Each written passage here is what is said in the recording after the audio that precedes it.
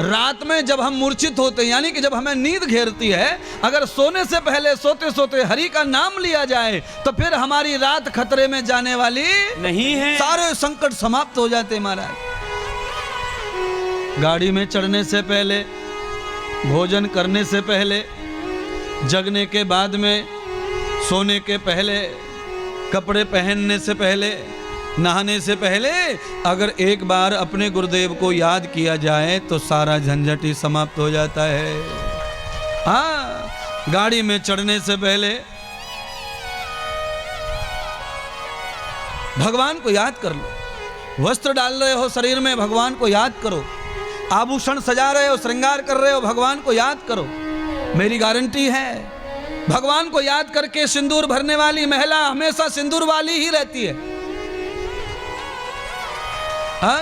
जय राम जय राम, जय जय राम, श्री सीताराम सीताराम।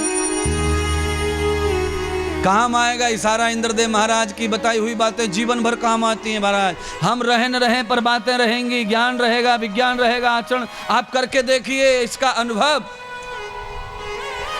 हाँ? फेयर एंड लवली रगड़ लो ऐसे हाथों पे, राधे राधे।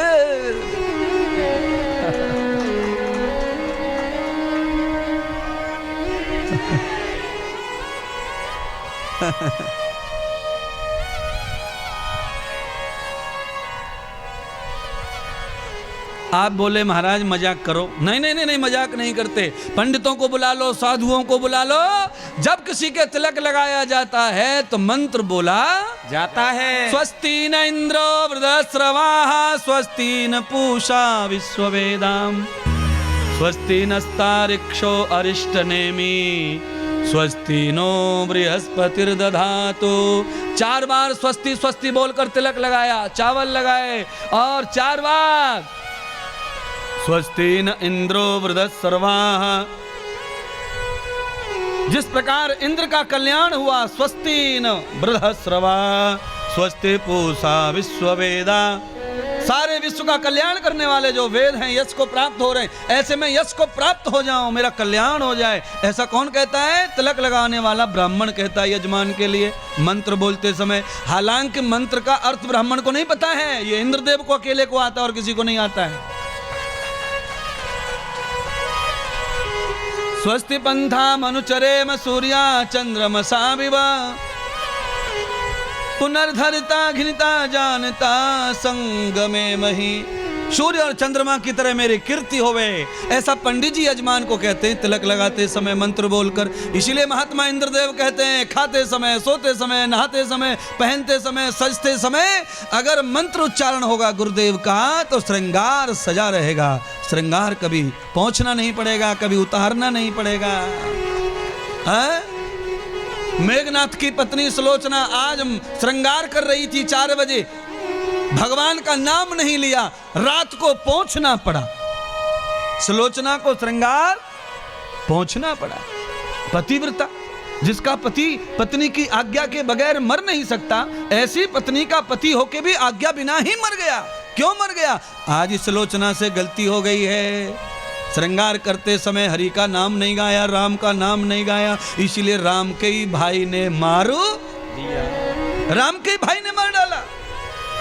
इसीलिए इंद्रदेव महाराज क्या कह रहे? जय जय सीताराम,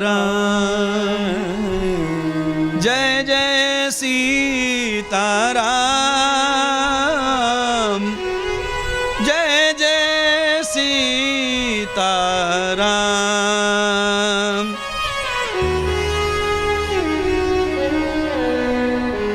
क्या फर्क पड़ता है? श्रृंगार तो करते ही है। राम का नाम लेकर कर लिया होता तो कितना आनंद आता। मेघनाथ लक्ष्मण ने हर लिए। जिस मेघनाथ के बाण ने कल लक्ष्मण को धराशायी कर दिया था, आज घायल हुआ लक्ष्मण कैसे शेर बन गया? क्योंकि पतिव्रता महिला से गलती हो गई महाराज,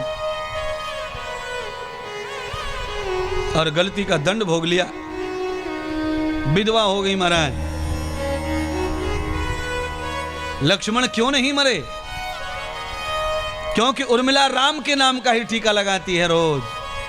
लक्ष्मण को राम की सेवा में भेज दिया है और 1.25 महीने की नवी दाम्पत्य नई बहू बिना पति के रह रही है राम की सेवा के लिए। राम की सेवा करो, मेरी बहन सीता की सेवा करो। मैं तो अकेली आपके नाम से ही जी लूंगी। राम का नाम लगाकर तिलक लगावे है, पति के नाम का तिलक नहीं लगाती अब उर्मिला। इसीलिए लक्ष्मण मर नहीं पाए मेघनाथ से।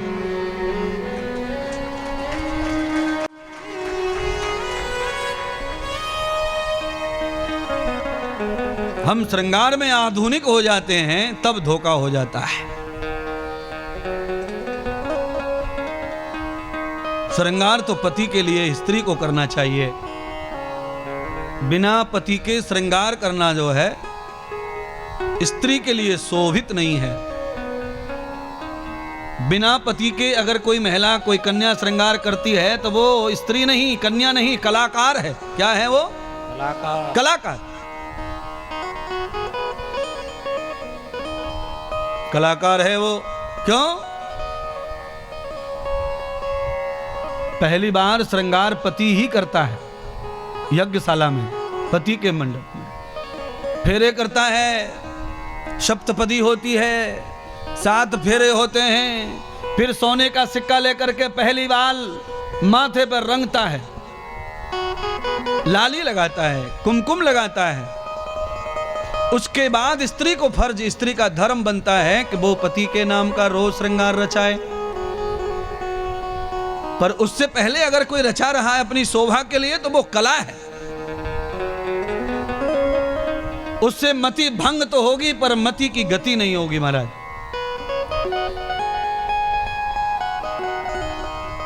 पति ने नहीं सजाया और तुम सज गए तो उससे मति खराब होती है, बुद्धि खराब हो जाती है। और तुम्हारी बुद्धि खराब ना होवे तो कुछ लोग तुम्हारी बुद्धि को खराब करने का प्रयत्न ही करते रहते हैं। इसीलिए जितना हो सके सादा जीवन जिए। और जब जीवन आधुनिक हो जाता है तो वो जीवन भौतिक हो जाता है। भौतिक जीवन जब होता है जब विवाह हो जाता है।